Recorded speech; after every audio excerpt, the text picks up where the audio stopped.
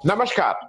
मैं बिना किसी प्रस्तावना के प्रशांत भूषण जी का कोई परिचय नहीं देके आज सारे दुनिया को पता है, सारे भारत को पता है कि हम किस विषय में बात कर रहे हैं। मैं सीधे प्रश्न पे आ जा रहा हूं क्योंकि इसी बहाने मुझे थोड़ा टाइम मिल जाएगा एक आध प्रश्न एक्स्ट्रा करने का।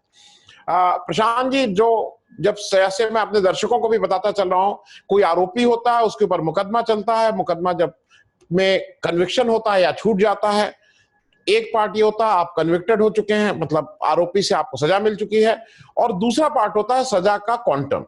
तो आपको सजा दी गई है 1 रुपया, या अगर 1 रुपया नहीं भरेंगे तो 3 महीने की जेल और 3 साल तक बैन सुप्रीम कोर्ट में प्रैक्टिस करने का। आज के कानून के अनुसार आप सुप्रीम कोर्ट के इस फैसले का, चूंकि ये क्रिमिनल वो है, आप अपील नहीं कर सकते हैं। आज के कानून के अनुसार केवल रिव्यू फाइल कर सकते हैं, और रिव्यू फाइल में आपका बोलने का भी मौका नहीं है। वो तो टेक्निकली जैसे स्क्रूटनी होती है, चेक कर लिया जाएगा कि इसमें कोई दिक्कत टेक्निकल नहीं है। आपके पास क्या स्कोप रह गए हैं आप, मतलब?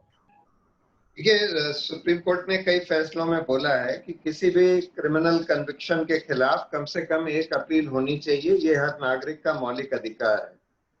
तो हम लोग एक रिट भी फाइल कर रहे हैं ये कहने के लिए कि या तो आप रिव्यू को ओपन कोर्ट में दूसरी बेंच के सामने लगाइए, जिसको एक तरह का अपील हो जाएगी, या फिर अपने रूल्स में आप एक इंट्रा कोर्ट अपील, मतलब सुप्रीम कोर्ट में ही एक लार्जर बेंच के सामने अपील प्रोवाइड करिए, और साथ में रिव्यू भी फाइल करेंगे।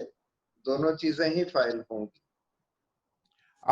मैं दूसरे प्रश्न पे आ जा रहा हूं, क्योंकि अभी एक बाढ़ आई हुई है सोशल मीडिया पे, और खास करके वो रेडिकल और राइट विंग के लोग, और जिनके पास ये इतिहास है कि उनके नेताओं ने, अब वो कहते हैं कि एज अ स्ट्रैटेजी उन्होंने अंग्रेजों से माफी मांगी और फिर देश के बड़े आंदोलन में वो लगे और स्ट्रैटेजी के रूप में माफी मांगी। वो सारे रेडिकल और राइट विंगर इस समय ये लग गए हैं कि नहीं, प्रशांत भूषण जी को 1 रुपया का जुर्माना नहीं भरना चाहिए और तभी वो होगा। तो शायद उनका इंटरेस्ट ज्यादा है कि आप 3 साल वकालत ना करें, उनका इंटरेस्ट ये है। उसमें आपको नहीं लग रहा है कि ये, भाई आपको अगर सजा हो जाती 2 दिन की, 6 महीने की, तो आपको तो जाना ही पड़ता, उसका कोई वो नहीं था, तो ये तो सजा है, उसको भरिए। नहीं, बिल्कुल। देखिए, ये लोग ये कह रहे हैं कि अगर हम 1 रुपया जुर्माना देंगे तो इसका मतलब है कि हम अपना जुर्म कबूल कर रहे हैं।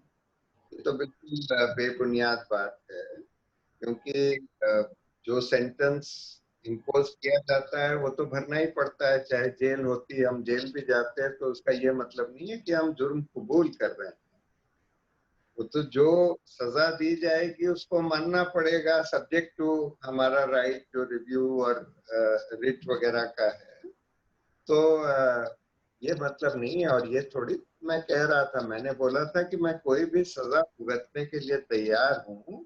अगर मुझे जेल भी जाना पड़े तो उसके लिए भी तैयार हूँ। उसका ये मतलब नहीं है कि मैं जेल जाना ही चाहता हूँ।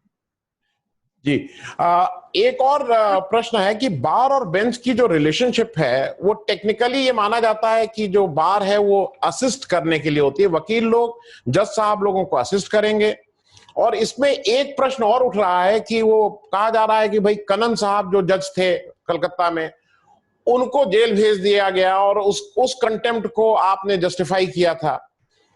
और उसी से रिलेटेड एक प्रश्न और है कि ये भी कहा जा रहा है क्योंकि वो दलित थे, और आपको, प्रशांत भूषण जी को अब लोगों ने ब्राह्मण बना दिया है, क्योंकि सोशल मीडिया ने ब्राह्मण बना दिया है कि प्रशांत भूषण जी एक ब्राह्मण हैं, तो इसलिए उनको ये प्रिविलेज मिल गई है अरुण मिश्रा जी से।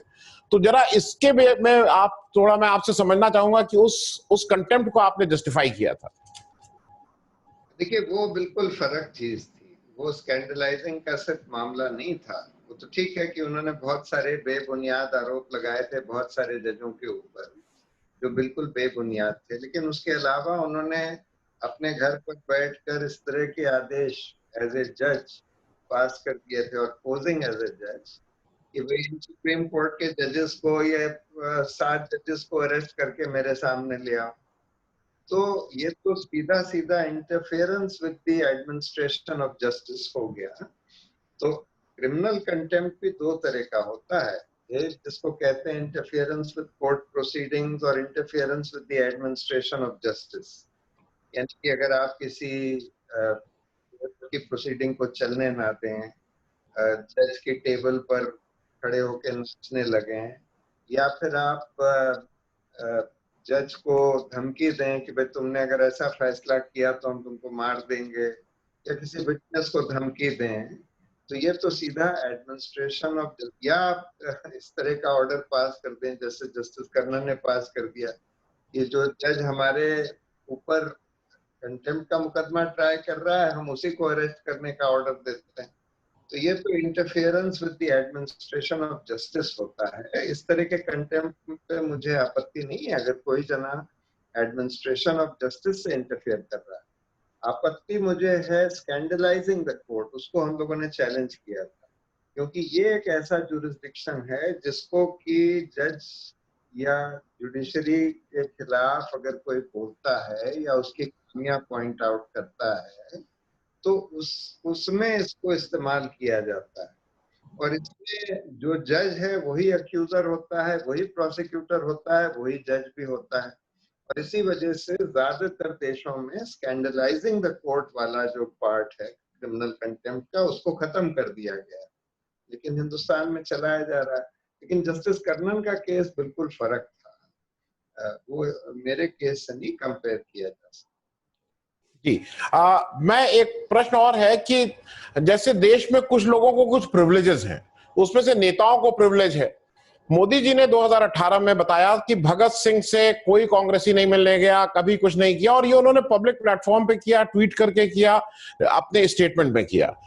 नेता झूठ बोल सकता है, उसको प्रिविलेज है, उसके ऊपर कोई मुकदमा नहीं चलेगा। उसके बाद तमाम केसेस आए, नेहरू कैसे मिलने गए, आसफ अली कैसे मिलने गए। लेकिन जज जो नियम कानून से बंधा है, हमारे जस्टिस अरुण मिश्रा जी जो अब तो रिटायर हो गए हैं, उन्होंने बेंच वहां पे कहा कि गांधी जी ने माफी मांगी थी, क्योंकि मैंने भी गांधी को खूब पढ़ा है और मुझे कहीं गांधी ने माफी मांगी हो ये कहीं नहीं मिला है। तो क्या जज भी झूठ बोल के निकल जा सकता है? मतलब ये प्रिविलेज तो नेताओं को अभी तक थी, तो क्या जज लोग भी अपना झूठ बोल के जो चाहेंगे वो कर लेंगे? यही तो बात है ना कि अगर जज झूठ बोलता है तो उसको कहीं ना कहीं तो पॉइंट आउट किया जाना चाहिए, उस पर क्या कोई डिस्कशन ही नहीं होना चाहिए। जैसे ये कहा जाता है कि supreme court is final but it is not infallible. Supreme court भी गलती करता है, सुप्रीम कोर्ट के जज भी गलत चीजें कर देते हैं, गलत फैसले दे देते हैं, गलत फैक्ट्स कह देते हैं, तो उसको तो पॉइंट आउट करना पड़ेगा ना। अगर वो पॉइंट आउट करने पर ही आप ये कह दें कि ये तो कंटेम्प्ट ऑफ कोर्ट है, लोगों का मुंह बंद करने लगे हैं, उससे कोई न्यायपालिका की गरिमा नहीं अपहोल्ड होती, उससे न्यायपालिका में कोई कॉन्फिडेंस नहीं आता। कॉन्फिडेंस तो लोगों का इसलिए होता है जब देखते हैं कि न्यायपालिका मौलिक अधिकारों की रक्षा कर रही है, कि संविधान और लोकतंत्र की रक्षा कर रही है, उससे कॉन्फिडेंस आता है। अगर कोई जना बेबुनियाद आरोप लगाता है न्यायपालिका या किसी जज के खिलाफ, तो लोग समझ जाते हैं कि भाई इसका कोई वेस्टेड इंटरेस्ट है, बेबुनियाद है। तो इसलिए ये बिल्कुल गलत नोशन है कि कंटेम्प्ट से आप न्यायपालिका की गरिमा को बरकरार रख सकते हैं।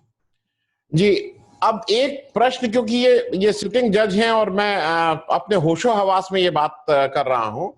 अरुण मिश्रा जी के भाई हैं जस्टिस विशाल मिश्रा साहब, जुलाई 1974 में बॉर्न है। वायर ने पूरी स्टोरी की है इनका। जब इनको कॉलेजियम, मध्य प्रदेश के कॉलेजियम ने इनका रिकमेंड नाम किया था, तब इनकी उम्र 45 साल नहीं हुई थी, जो मेमोरेंडम ऑफ प्रोसीजर के हिसाब से मिनिमम रिक्वायरमेंट है कि 45 साल होना चाहिए। उससे सितंबर 2018 में किया और सुप्रीम कोर्ट के कॉलेजियम ने मई 10, 2019 को इनको रिकमेंड कर दिया फॉर अ जज। ये उस समय टेक्निकली क्वालिफाई नहीं कर रहे थे, और उसमें और डिटेल में नहीं जा रहा हूं। दूसरा, इनकी जो पॉलिटिकल लीनिंग है, पॉलिटिकल लीनिंग मान लीजिए, ये इन्होंने तमाम इनके ट्वीट हैं जो अब इस समय पब्लिक डोमेन में है, कोई भी करके देख सकता है, जिसमें ये बीजेपी को कैसे वोट दो, बीजेपी ने आज ये कर दिया, वो तो किया ही। मैं उसके अलावा जो नफरत वाले इनके हैं, इन्होंने लिखा है अपने ट्वीट में, मैं कोट अनकोट कर रहा हूं, कि नेहरू, राजीव गांधी और संजय गांधी का खतना भी हुआ था। अब ये सब बातें करके ये जज साहब आज ये जज बन गए हैं। तो क्या कौन सी ऐसी दवा है, जरा मैं आपसे समझना चाहता हूं, या कौन सा ऐसा चमत्कार है कि जज बनते ही ये इंपार्शियल हो जाएंगे? मतलब एक व्यक्ति जो कह रहा है कि उनका खतना हुआ था और वो क्या हो गए हैं, वो जैसी कुर्सी पे बैठेंगे वो इम्पार्शियल हो जाएंगे। वो दवा का नाम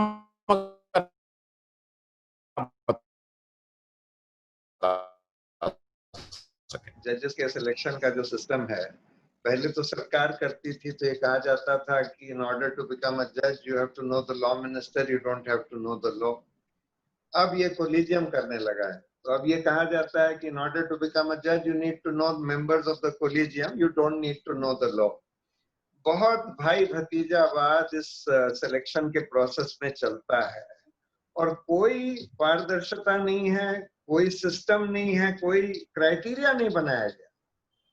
अगर आप किसी चीफ जस्टिस से पूछें कि आप क्या देखते हैं जज बनाते समय किसी को, वो बोलेंगे कि भाई हम ईमानदारी देखते हैं और उसकी कितनी काबिलियत है ये देखते हैं। तो उनसे पूछा जाए कि भाई आप ईमानदारी कैसे देखते हैं, वो बोलेंगे आईबी रिपोर्ट से देखते हैं। अरे भाई आईबी रिपोर्ट तो कोई पैमाना नहीं है, बिल्कुल झूठी झूठी आईबी रिपोर्ट आ जाती है। वो कोई तरीका नहीं है किसी की ईमानदारी देखने का। और काबिलियत देखने का क्या तरीका आपने अपनाया है? कहते हैं हम उनके जजमेंट्स देख लेते हैं। अरे भाई अरुण मिश्रा के भाई ने तो कोई जजमेंट नहीं दिया, वो तो वकील थे। तो आपने क्या देखा? आपने ये क्यों नहीं देखा कि संविधान के मूल्यों के प्रति विश्वास रखते हैं कि नहीं रखते? क्या ये सेक्युलर हैं कि नहीं? क्या ये फंडामेंटल राइट्स में विश्वास रखते हैं कि नहीं? क्या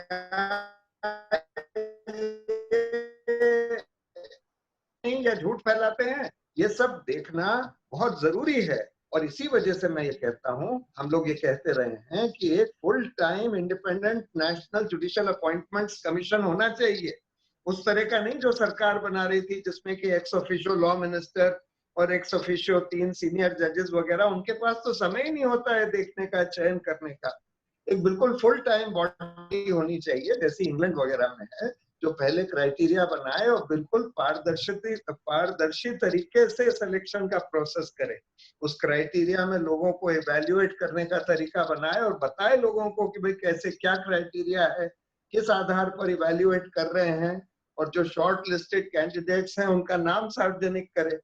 ऐसा यहाँ तो सारा भाई भतीजावाद में कुछ पता भी नहीं लगता कि किसको अपॉइंट करने वाले।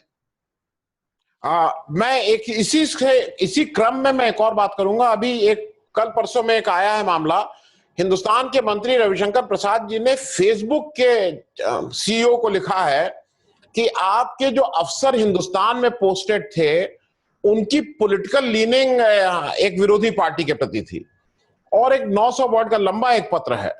तो क्या देश का मंत्री किसी एक इंडिपेंडेंट प्राइवेट कंपनी को ये डिक्टेट करेगा कि वो किस आदमी को भेजे? और अगर उन्होंने देश के बारे में कुछ खराब किया हो तो बिल्कुल लिखिए, लेकिन वो एक पॉलिटिकल पार्टी की तरफ उनकी लीनिंग है, इसमें भी अब देश के मंत्री लोग डिसाइड करेंगे। ये तो बिल्कुल उन्होंने उल्टा बोला है। वॉल स्ट्रीट जर्नल और टाइम मैगजीन और कई इंटरनेशनल मीडिया ने ये पूरा खुलासा करके छापा कि फेसबुक इंडिया के ऑफिसर्स का भाजपा और उनके नेताओं के साथ कितना घनिष्ठ संबंध था, और जो उनके जो नीचे के जो एम्प्लॉइज थे और वो बता रहे थे कि भाई ये हेट स्पीचेस फेसबुक के पे ये लोग डाल रहे हैं, ये हमारी पॉलिसी के खिलाफ है और हमको ये अलाउ नहीं करना चाहिए, इसको निकाल देना चाहिए। उस पर जो फेसबुक के सीनियर ऑफिसर थे उन्होंने बोला कि नहीं, बीजेपी से हमको बहुत फायदा हो रहा है, इस सरकार से बहुत हमको पैसे का फायदा हो रहा है, इसलिए हम इस सरकार या भाजपा के इच्छा के खिलाफ नहीं चल सकते। ये साफ साफ पूरा खुलासा किया गया है टाइम मैगजीन और वॉल स्ट्रीट जर्नल के द्वारा। और ये फेसबुक के लिए बहुत दुर्भाग्यपूर्ण चीज है कि अपनी पॉलिसी के खिलाफ चलकर और ये इस तरह का हेट स्पीचेस अपने प्लेटफॉर्म पर अलाउ कर रहे थे, क्योंकि उनको भाजपा से और सरकार से पैसा मिल रहा था। तो और ये मतलब ये तो उल्टा चोर जो है कोतवाल को डांट रहा है कि भाई उस चोर ने हमारे रविशंकर प्रसाद के पार्टी के साथ मिलकर चोरी करी है, और फिर फिर वो ये कह रहे हैं कि भाई तुम चोर हो, तुमने दूसरे के घर में कैसे चोरी कर ली। कमाल ही है, मतलब बिल्कुल। ठीक। मैं एक और जल्दी से समझना चाहूंगा, आज किसी जज अगर कोई खराब आ जाता है, और ऐसा हुआ भी, उसका इम्पीचमेंट या रिमूवल इतना मुश्किल है कि हो ही नहीं सकता है। एस एन शुक्ला साहब का उत्तर प्रदेश के बार का है, 2 साल तक बिना काम के बैठे रहे, 2 चीफ जस्टिस ने एड़ी चोटी का जोर लगा लिया, उनको नहीं हटा पाए, लेकिन अपॉइंटमेंट केवल पैरवी के द्वारा होता है। तो ये कहीं, और फिर ये पॉलिटिकल लीडरशिप से ये लोग इतना प्रभावित क्यों हो जाते हैं जज लोग? मतलब ये कहीं ना कहीं एक विरोधाभास नहीं है पूरे में? देखिए, संविधान में जजों को बहुत स्वतंत्रता दी गई है, क्योंकि सरकार उनका कुछ बिगाड़ नहीं सकती। लेकिन हम देख रहे हैं कि जब एक बहुत स्ट्रांग सरकार होती है, जैसे इमरजेंसी के दौरान या आज जो है एक फांसीवादी सरकार है, बहुत स्ट्रांग दिखाई देती है, तो हम ये देखते हैं कि ऊपर का कोर्ट, चाहे हाई कोर्ट तो अभी भी अच्छा काम कर रहे हैं, कई सारे हाई कोर्ट्स, लेकिन सुप्रीम कोर्ट चरमरा जाता है। इमरजेंसी के दौरान भी चरमरा गया, आज भी चरमरा गया। तो इसके कई कारण होते हैं। एक कारण तो ये होता है कि भाई जब स्ट्रांग सरकार होती है ना, तो जैसे अभी जुडिशियल अपॉइंटमेंट्स भी जो किए जा रहे हैं, तो अगर जो सरकार को नहीं अच्छे लगते, कोलिजियम की रिकमेंडेशन होने के बावजूद उनको अपॉइंट नहीं किया जाता। सालों साल तक सरकार उसके ऊपर बैठी रहती है, उस फाइल के ऊपर। फिर पोस्ट रिटायरमेंट जॉब्स, किसी को गवर्नर बना दिया, किसी को राज्यसभा का मेंबर बना दिया, किसी को एनसीएलटी का चेयरमैन बना दिया, किसी को दूसरे कमीशन का चेयरमैन बना दिया, वगैरह वगैरह। और उसके अलावा ये सरकार तो माहिर है इसमें कि सारी इन्वेस्टिगेटिंग एजेंसीज, आईबी वगैरह को, सबको इस्तेमाल करती है। मीडिया के खिलाफ इस्तेमाल होते हैं, ऑपोजिशन लीडर्स के खिलाफ इस्तेमाल होते हैं, और जरूर जजों के खिलाफ भी इस्तेमाल किया जा रहा है। मैं एक और प्रश्न करूंगा, क्योंकि अरुण मिश्रा जी कल रिटायर हो गए। अरुण मिश्रा जी के कुछ पुराने कंट्रोवर्शियल केसेस को छोड़ देंगे, मैं रिसेंट की बात करूंगा, क्योंकि पुराना जो बिरला सहारा डायरी, जिसमें मोदी जी के ऊपर चीफ मिनिस्टर रहते हुए 25 करोड़ का आरोप था कि उन्होंने लिया, जिस ढंग से उसको डिस्पोज ऑफ किया गया, जिस ढंग से जब 4 जजेस आए थे प्रेस कॉन्फ्रेंस करने, क्योंकि हरेन पांड्या सोहाबुद्दीन इनकाउंटर केस में ये हो रहा था कि इनके पास जा रही है, मिश्रा जी के पास, फिर वो चीफ जस्टिस ने ले लिया था, मैं उसमें नहीं जा रहा हूं। अभी जाने से 2-4 दिन पहले इन्होंने 2 बहुत ऑर्डर ऐसे दिए हैं।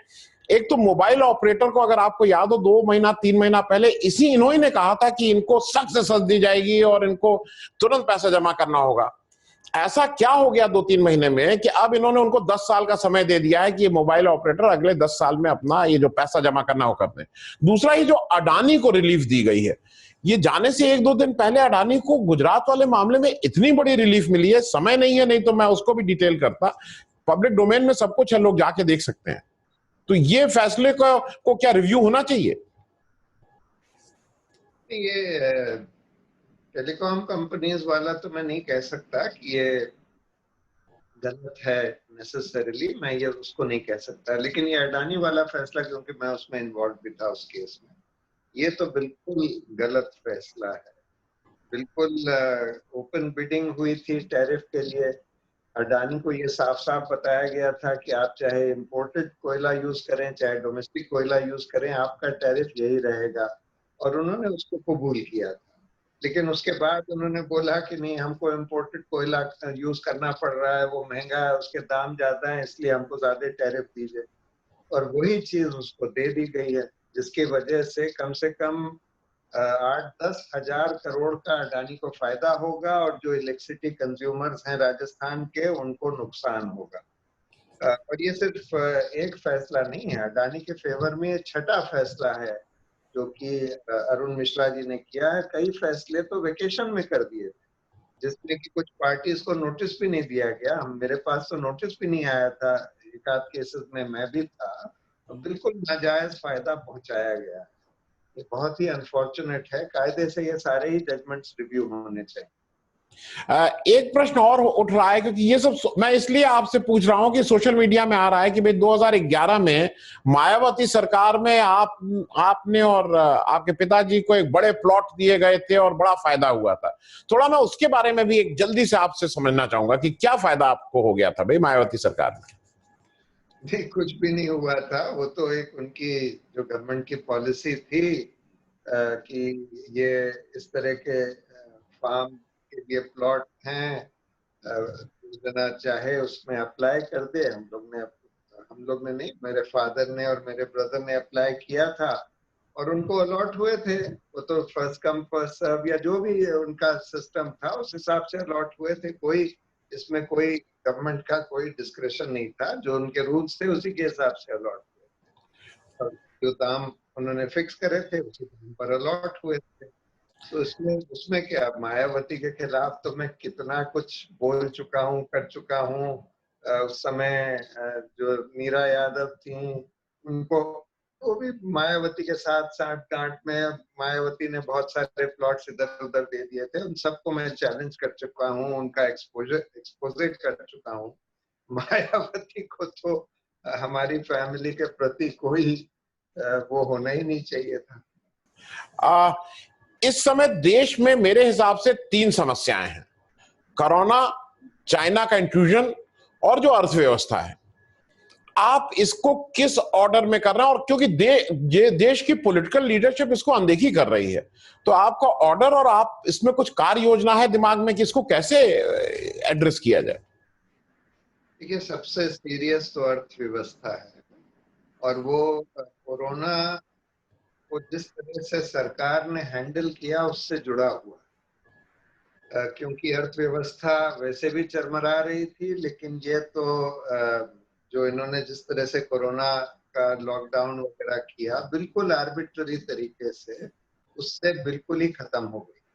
और इन्होंने जो गरीब लोग थे जिनकी नौकरियां गई, उनको कोई पैसे देने की कोई व्यवस्था नहीं करी, जबकि सारे इकोनॉमिस्ट ये कह रहे थे अगर आपको इकोनॉमी को रिवाइव करना है तो इन लोगों के हाथ में पैसे दीजिए, वो पैसे खर्च करेंगे, उसी से इकोनॉमी रिवाइव होएगी।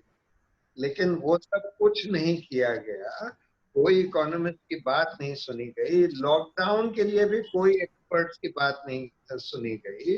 इन्होंने अपनी एक एक्सपर्ट कमेटी बनाई, लेकिन उसकी मीटिंग होने से पहले ही मोदी जी ने खुद लॉकडाउन डिक्लेयर कर दिया पूरे देश, तो जैसे नोटबंदी डिक्लेयर कर दी थी।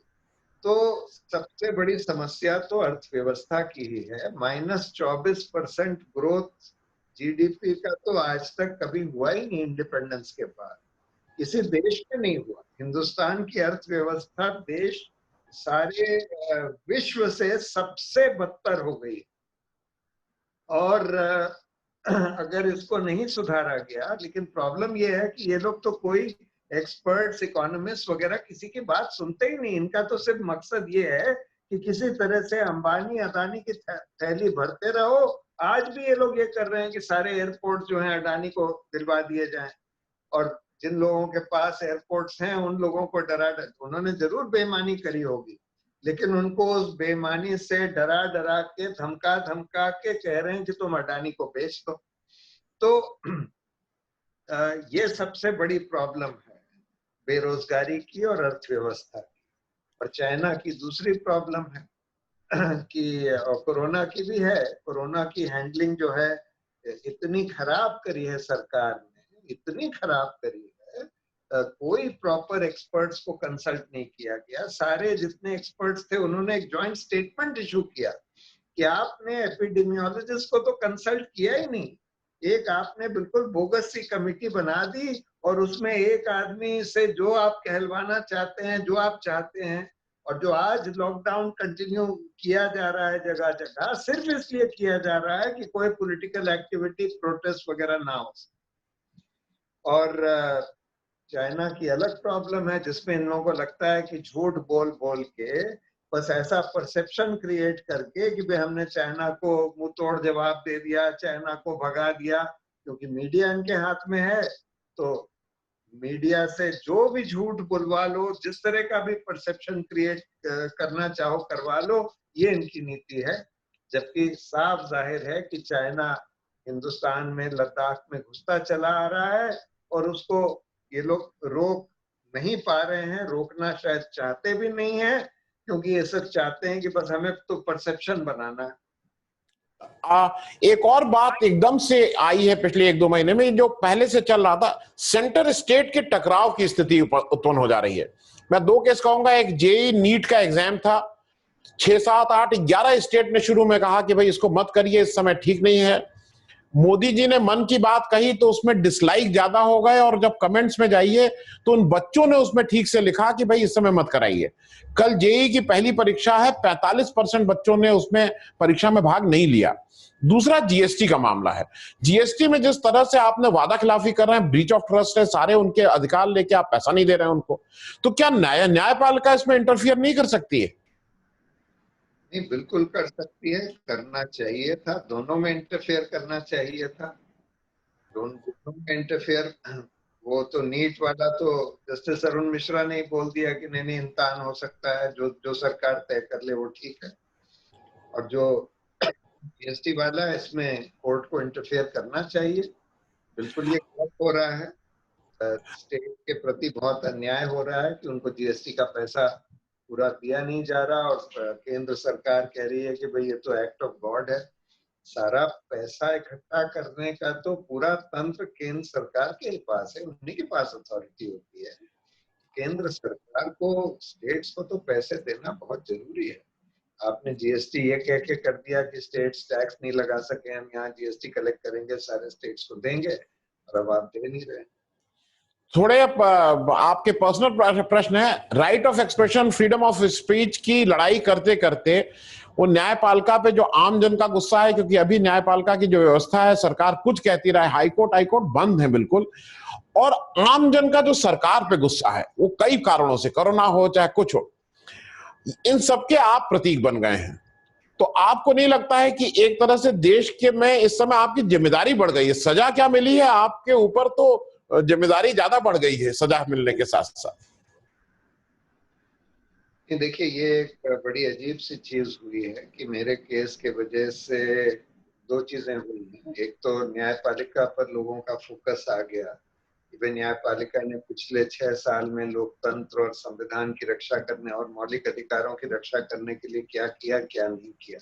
ये अच्छी बात हुई, और होपफुली इससे न्यायपालिका के चाल चलन में सुधार होगा।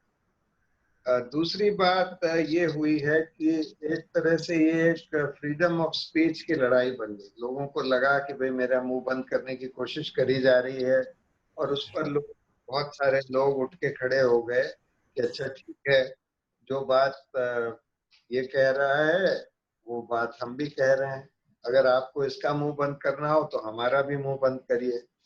तो ये इसका एक अच्छा आउटकम हुआ। आप ठीक कह रहे हैं कि बहुत ज्यादा समर्थन मिला, बहुत सारे लोगों की आस्था हो गई कि जैसे कि मैं कुछ इस देश के लिए चमत्कार कर सकता हूँ वगैरह वगैरह। पर लोगों को ये समझने की जरूरत है कि मैं कोई गांधी, मंडेला या जेपी नहीं हूँ। मैं तो एक साधारण सा वकील हूँ जो कि जनहित के केसेस करता हूँ, और जनहित के प्रति मेरी आस्था है कि भाई, और जहां मुझे दिखता है कि कोई अन्याय हो रहा है उसके खिलाफ अपनी आवाज उठाता। तो मैं तो सिर्फ यही कर सकता हूँ। लोगों को ये नहीं सोचना चाहिए कि मैं कोई जेपी की तरह इस देश को इस संकट से निकलवा दूंगा वगैरह वगैरह। मेरी जितनी मेरी जितनी क्षमता है, उसी के हिसाब से जो मैं कर सकता हूँ वो मैं करता रहूंगा। नहीं, असल में गांधी से कंपैरिजन का मामला इसलिए आता है क्योंकि आपने जब अन्ना आंदोलन में इंडिया अगेंस्ट, हम पुरानी बात नहीं कर रहे हैं, जब आप कांग्रेस के अगेंस्ट खड़े हुए थे इमरजेंसी के दौरान, आप यंग थे, हम अभी हाल के दिनों की कर रहे हैं। इंडिया अगेंस्ट करप्शन था आपके, फिर केजरीवाल में आप गए, फिर स्वराज मंच योगेंद्र यादव जी के साथ गए। लेकिन गांधी की तरह आपने अभी हाल के दिनों में कहा है कि मैं इलेक्शन नहीं लड़ूंगा। गांधी ने भी कभी इलेक्शन लड़ने की बात नहीं की थी, जन जागरण की बात की थी। तो अब क्या, अब आगे के दिनों में हम आपको जन जागरण ज्यादा करते हुए देखेंगे? आप एक्टिविस्ट तो रही हैं हरदम। मैं, मेरी जितनी क्षमता है उसके हिसाब से कोशिश करूंगा कि इस देश के लोकतंत्र में सुधार हो, इस देश की व्यवस्था में सुधार हो, और देशवासियों का सिर्फ अटेंशन ही नहीं बल्कि उनका एक्टिविज्म भी जागरूक। बस अंतिम प्रश्न आपसे कि मैं इसलिए क्योंकि मैंने कोरोना में अस्पताल जाने की सारी तैयारी करके रखा हुआ हूँ, किताब क्या करना है। आपने जेल जाने की कुछ तैयारी कर रखी थी कि कौन सी किताब पढ़ेंगे, अगर 3 महीने की हुई तो ये काम कर लेंगे, ये किताब लिख देंगे, ये किताब पढ़ लेंगे, कुछ ऐसी तैयारी थी? नहीं, ऐसी तैयारी नहीं थी। मैंने सोचा था कि उस समय का उपयोग मैं कई तरह से कर सकता हूँ। एक तो ये देखने के लिए कि भाई जेल में किस तरह के लोग हैं, क्यों हैं, क्या जेल में व्यवस्था है। दूसरी बात, थोड़ा पढ़ाई लिखाई कर सकता हूँ, और क्या पढ़ूंगा वो तो मैंने तय नहीं किया था, लेकिन ये सोचा था कि हाँ, मैं न्यायपालिका के ऊपर कोशिश करूंगा एक पुस्तक लिखने की। बहुत बहुत धन्यवाद प्रशांत जी, हम लोगों के साथ इतनी बात शेयर करने का। और ईश्वर से प्रार्थना यही है कि ये जो भी हो रहा है देश में, इसको रोकने में आपसे जो भी बन पड़ेगा, सारे लोग, पूरा देश इस तरफ आपकी तरफ देख रहा है और आप सफल होंगे। बहुत बहुत धन्यवाद। अगर आपको दी पब्लिक के कार्यक्रम पसंद आते हैं तो इन्हें लाइक करें। अगर आप इस वीडियो को YouTube पर देख रहे हैं तो चैनल को सब्सक्राइब करें, और अगर आप इसे Facebook पर देख रहे हैं तो दी पब्लिक के पेज को लाइक करें। अगर आप चाहते हैं कि हम निष्पक्ष पत्रकारिता को जारी रखते हुए आपसे जुड़े मुद्दों पर सवाल उठाते रहें तो हमें सहयोग करें।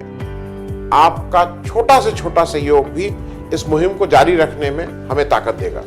डोनेट करने के लिए डिटेल्स जो हैं वो डिस्क्रिप्शन बॉक्स में दी गई हैं। धन्यवाद।